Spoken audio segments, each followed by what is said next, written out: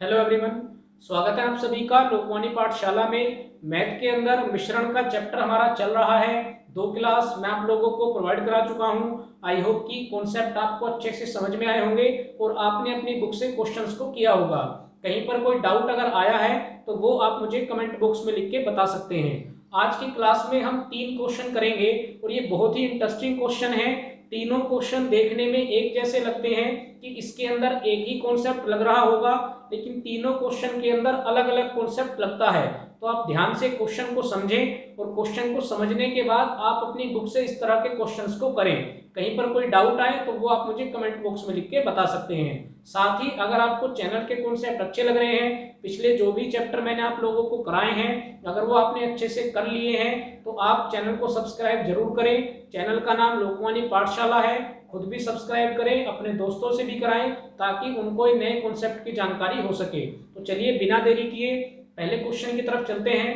लिखा हुआ है x और y सोने तथा चांदी के दो मिश्र धातु हैं, जो धातुओं को क्रमशः 7:2 तथा 7:11 के अनुपात में मिश्रित करके बनाए गए हैं। यदि एक तीसरा मिश्र धातु Z बनाने के लिए x और y की बराबर मात्रा पिघलाई जाए तो Z में सोने तथा चांदी का अनुपात क्या होगा। तो भाई मैंने जब भी आपको क्वेश्चन कराए हैं मैंने आपसे ये बात कही है कि आप क्वेश्चन की लैंग्वेज को पढ़ना सीखें। भाई आपको क्या दिया गया है, आपको सोने और चांदी का अनुपात दिया गया है और दो अलग अलग मिश्र धातु बनी हुई है। एक मिश्र धातु x है और दूसरी मिश्र धातु क्या है, y है। तो x के अंदर जो अनुपात है वो आपको कितना दिया गया है, 7:2, यानी इसके अंदर 7 हिस्सा सोने का है और 2 हिस्सा चांदी का है। इसी तरह से y का अनुपात क्या दिया गया है, तो ये आपको दिया गया है 7:11, यानी इसके अंदर सोने का हिस्सा कितना है 7 और चांदी का हिस्सा कितना है 11। अब आपसे क्या कहा गया है कि एक नया कंपाउंड बनाया जा रहा है, एक नई मिश्र धातु बनाई जा रही है Z, और ये जो Z बनाया जा रहा है वो इन दोनों से बराबर मात्रा पिघला के बनाया जा रहा है। यानी जो भी आप इनसे मात्रा लेंगे वो मात्रा कैसी होगी, बराबर होगी। तो भाई अगर मैं इसको जोड़ के देखता हूं तो 7 और 2 कितने बैठ गए, 9। मैंने इसको जोड़ के देखा, ये कितने बैठ गए, 18। तो भाई जबकि मात्रा कैसी ली जा रही है, बराबर।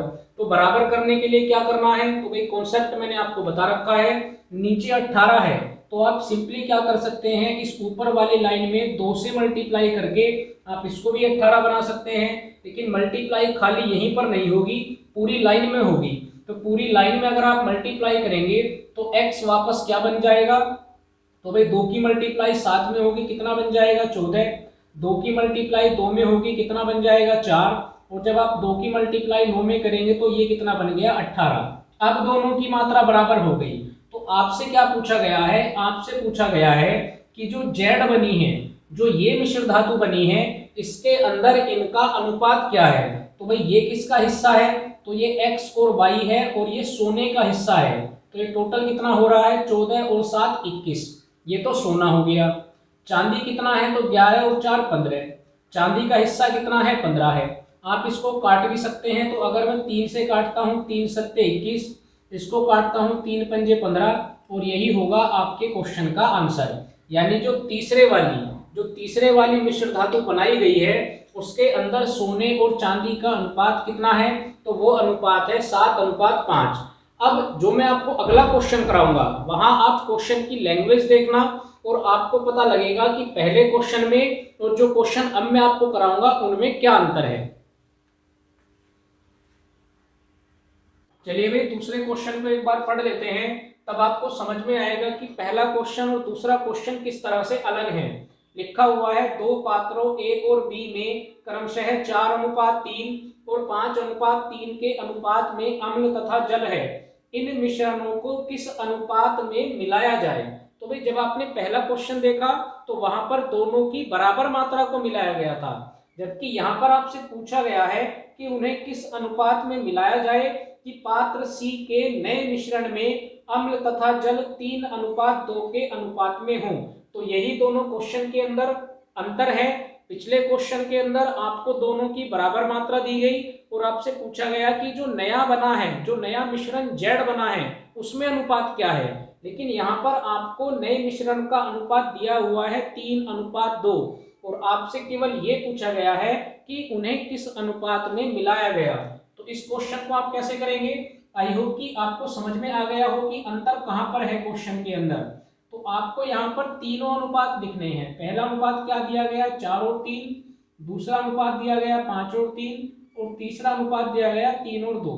उसके बाद आप इसको जोड़ेंगे तो जोड़ के कितना बनेगा? 7, ये बनेगा 8 और ये बनेगा 5। फिर आपको क्या करना है? फिर आपको इनका एलसीएम लेना है। तो भाई एलसीएम कितना आएगा? एलसीएम आएगा 280। अब आपको क्या करना है? एक एक संख्या से आप भाग करेंगे क्योंकि इन वैल्यू को बराबर करना है। भाई बराबर 2 पे करना आसान है, 3 पे कैसे करेंगे? तो एलसीएम के कॉन्सेप्ट से करेंगे। तो सबसे पहले क्या करना है? 7 से 280 को भाग करेंगे तो भाई कितना आएगा? 40 आएगा। 7 चौक 28 और एक जीरो बचेगा।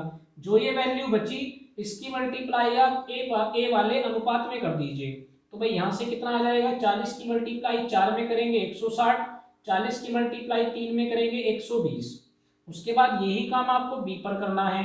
भाई बी से आप 8 से 28 280 को काटेंगे तो 8 तिया 24, 4 बचेगा, 8 पंजे 40, 35 आया।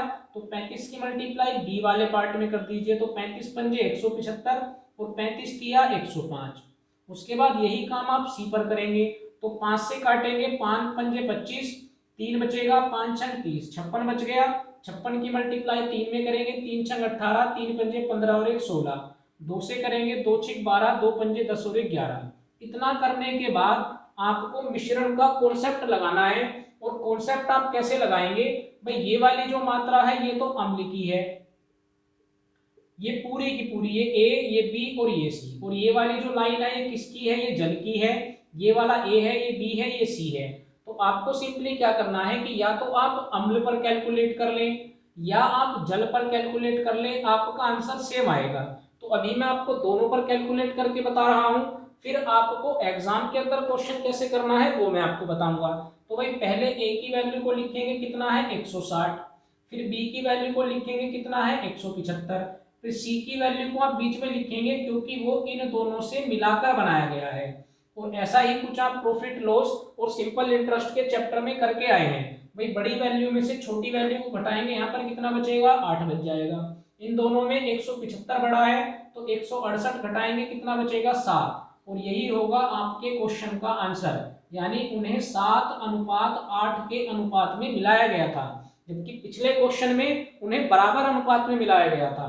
यही आंसर आपका इस वाली वैल्यू को लेकर भी आ सकता है। आप क्या लिखेंगे? 120, फिर आप क्या लिखेंगे? 105, और क्योंकि इन दोनों से मिलकर ये बना है तो ये बीच में आएगा। भाई 120 112 में ये बड़ा है तो घटाएंगे, 8 बचेगा। 112 105 में ये बड़ा है तो कितना बचेगा? 7 बचेगा। तो यहां से भी आपका आंसर कितना आ रहा है? 7 और 8 आ रहा है। अब आपको एग्जाम के अंदर क्या करना है? एग्जाम के अंदर आपको ये दो वैल्यू निकालने की जरूरत नहीं है कि आप इसको भी कैलकुलेट करें और आप इसको भी कैलकुलेट करें। आप देख रहे हैं कि दोनों से आंसर सेम आ रहा है, तो ये जो आप मल्टीप्लाई कर रहे थे ये आप केवल किसी एक पार्ट में करते जाएं और उनको इस तरह से लिखते जाएं। भाई पहले हमने 7 से 280 को काटा तो 40 आया, 40 की मल्टीप्लाई 4 में की तो कितना आया? 160। फिर हमने 8 से 280 को काटा तो 35 आया, 35 की मल्टीप्लाई 5 में तो की तो कितना आया? 175 आया। फिर हमने 5 से 280 को काटा तो 56 आया, 56 की मल्टीप्लाई हमने 3 में करी तो कितना आया? 168 आया। तो आप किसी एक वैल्यू पर भी कैलकुलेट कर सकते हैं। बड़ी वैल्यू में से छोटी वैल्यू को घटाएंगे तो यहाँ 8 बचेगा, यहाँ पर घटाएंगे तो कितना बचेगा? 7 बचेगा। तो आप किसी एक वैल्यू पर कैलकुलेट करके भी अपना आंसर निकाल सकते हैं, आपका एग्जाम के अंदर टाइम बचेगा। आई होप कि दोनों क्वेश्चन आपको अच्छे से समझ में आए हैं। चलिए अब तीसरा क्वेश्चन देखते हैं कि वो बाकी दो क्वेश्चन से किस तरह अलग है। चलिए तीसरा क्वेश्चन पढ़ लेते हैं और ये क्वेश्चन पढ़ने के बाद आपको समझ में आएगा कि किस तरह से तीनों क्वेश्चन एक दूसरे से मिलते जुलते हैं, लेकिन तीनों ही क्वेश्चन के कॉन्सेप्ट अलग अलग हैं। क्वेश्चन है 20 लीटर और 36 लीटर के दो मिश्रण में स्प्रिट और जल का अनुपात क्रमशः 3:7 और 7:5 है। दोनों मिश्रणों को इकट्ठा मिला दिया गया, यानी जितनी भी उनकी मात्रा थी उनको एक जगह इकट्ठा कर दिया गया। तो नए मिश्रण में स्प्रिट और जल का अनुपात बताना है। भाई यहाँ पर आपको एक मात्रा दी गई है, एक दी गई है 20 लीटर और एक आपको कितनी दी गई है, एक आपको दी गई है 36 लीटर। ये जो 20 लीटर की मात्रा है इसके अंदर क्या क्या है, स्प्रिट और जल है, और उनका अनुपात क्या है, 3 और 7 है।